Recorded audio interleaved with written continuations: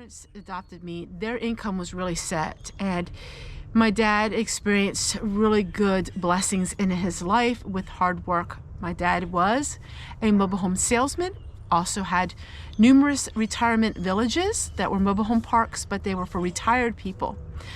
And then they had best friends that were missionaries in Haiti.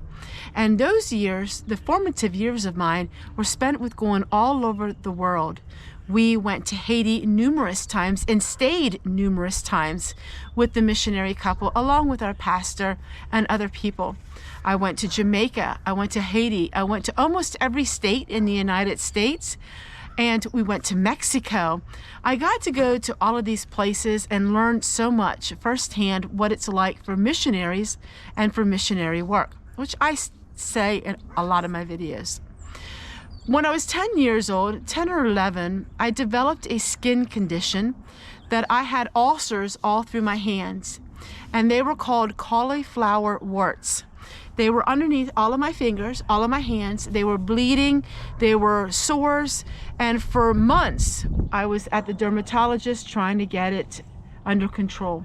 Nothing would work. They would freeze them, they would give me medicine. I couldn't even write with a pencil anymore because it got to the point where they were all over my hands.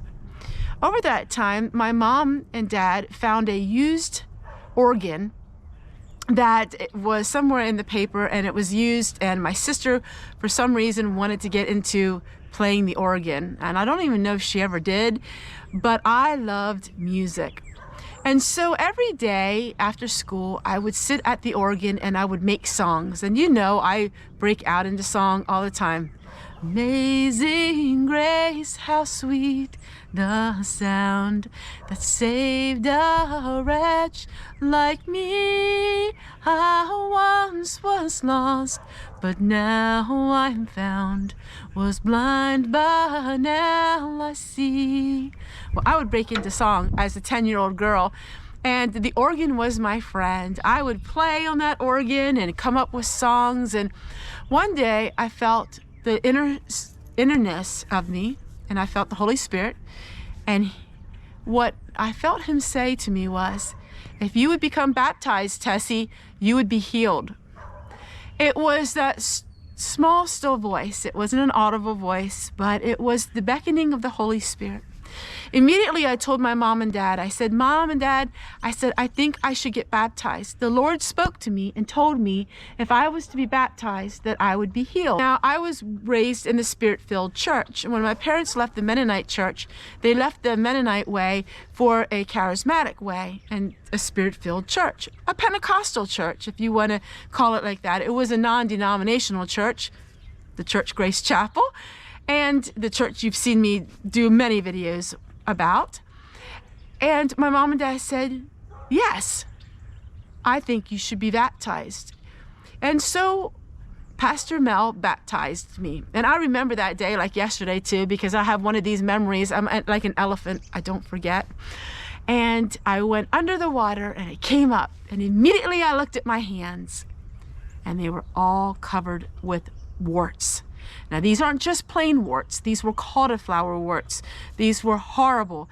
My whole hand was deformed, both of them. And I remember looking at them and thinking, oh no, was I wrong? You gotta understand, I was a child.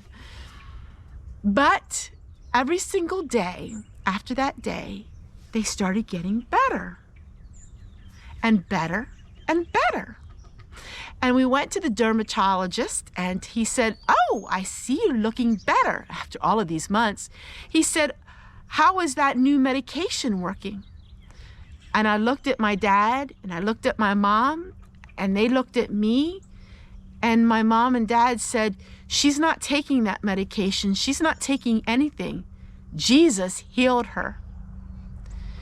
The doctor looked at me and looked at my hands and looked at my mom and my dad, and I have the witness of our pastor to prove it. He said, well, he said, in my practice, I've seen a lot of things.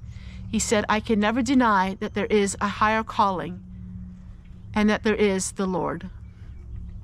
And that was it. Every day, I look at my hands, and I haven't had him since.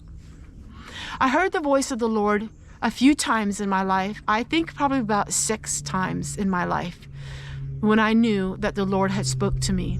It's not something I hear every day. It's not something that I speak about every day. In fact, a lot of these stories that you're hearing me, I've never mentioned them before on my YouTube channel. I'm at the point now I'm sharing my life with all of you. And so those were the formative years, but they weren't as formative as my growing up years of being 17. At the age of 17, we had our first child, a girl. At the age of 18, we had our second child, a girl. At the age of 19, we had our third child, a boy. And you see them in my videos. And so the early years was, I was raised, I shouldn't say raised, I have to change my thinking. But at 17, I still had so much to learn. And being married young was something not unusual in our community. My mother was married young, my father was married young, my grandmas and grandpas and everybody around me was married young. We were raised to be homemakers. My mother raised me to be a homemaker. So it was just natural for me to marry a farm boy. He was a farm boy, lived on the farm, and to keep on the tradition. And I don't ever regret it once being married young. Never regretted it. Never regretted marrying a farm boy. Never regretted being so sheltered. He continued to shelter me. I have a lot of questions from people that write me letters and they want to know about my early years. I never went away alone. My husband always went to the grocery store with me. Our children always went everywhere with me. I never went to the mall, never got my hair cut, never got my hair fixed, never had anything like that. Never been to a prom, never been to a dance, never been to a bar, never been to anything like that. Wrote a check out once in my lifetime. Never owned anything, never had anything in my name, never had any form of credit up until YouTube. Never had a bank account, never had anything. I was a homemaker, I was a wife. I grew up with my family. My husband and I, we bought the home farm when we were first married. We had 100,000 chickens. We had a large layer farm, and we lived on that farm for quite a few years. Never mentioned that on my YouTube channel either, because all of that was in the past. We sold our farm, and then my husband got into other family businesses, which was foreclosures and things like that. And he always missed the farm. Our biggest regret was selling the home farm. And at that time, we sold the home farm.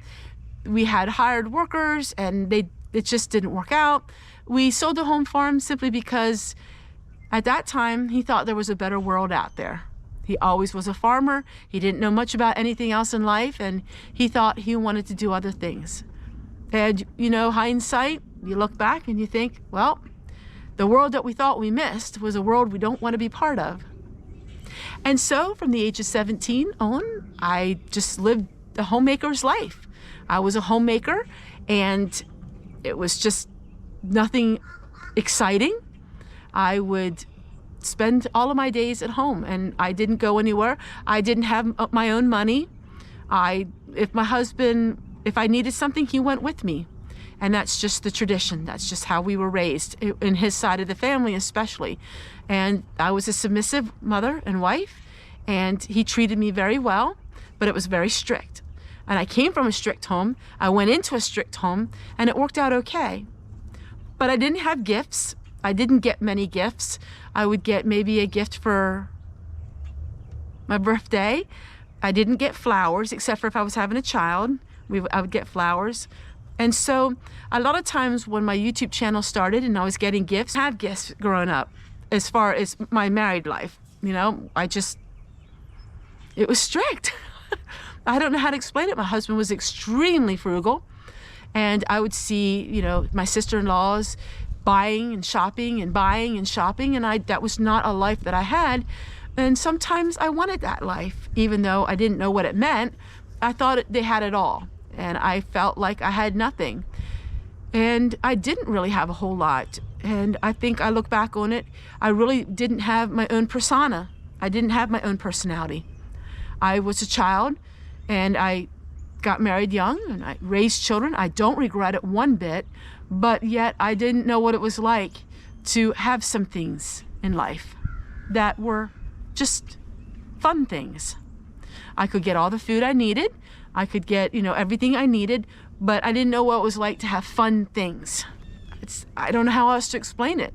I didn't have things to decorate my home. I wasn't able to get Yankee candles. I never got Bath and Body. I'd never been to a Bath and Body store. I mean, it was my life. It wasn't until YouTube started that the whole door of horizons opened up for me. First time I ever had a bank account was through YouTube. The first time I ever was able to have a couple dollars. I remember the first time a lady donated $10 to me. $10. The world was at my fingertips with $10. I remember I went to the Dollar Tree with my $10, and it was the world to me. I wasn't used to that. And then I realized that there's such a world out there of just a different world. A different world, a woman's world that was different. I've never lost that sense of joyment, wonderment. I've never lost that when I open a package. No matter what it is, I just get excited. It's just me. And so those were the young years of my life. It wasn't a whole lot of years, because I've gone from a child to a woman rather quickly. I mean, you have some girls that go through the prom and then they get their first job. I never worked away from home, never earned a paycheck. And, it just was a non-existent life for me, except for my children were my world, and they still are. I know every once in a while, I would be able to go to the thrift store. So once a week, I was able to go to the thrift store.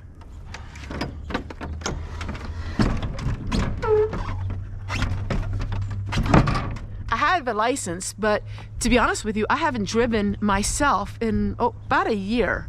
Now, I used to go to the food truck when they had it, but that's the only place, that's all I ever drive. And so it's been 6 months since I've driven the car even a couple miles, and it's been a year since I actually drove somewhere. But once a week, I was able to go to the thrift store with $5. You heard me right, $5. And, those were many years ago. But for $5, I was in heaven, because that thrift store is really cheap. And I was able to take home some trinkets and some things. And my children always got half of my money.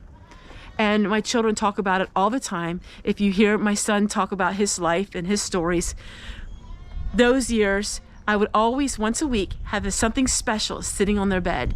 It was trinkets, it was little stuff, but it was what I had. That's the end of this chapter, and I can't wait to share with you more, because my story is only just begun. You open springs, you drive the streams, both day and night are yours. You have ordained both light and sun. You gave the earth its bounds and made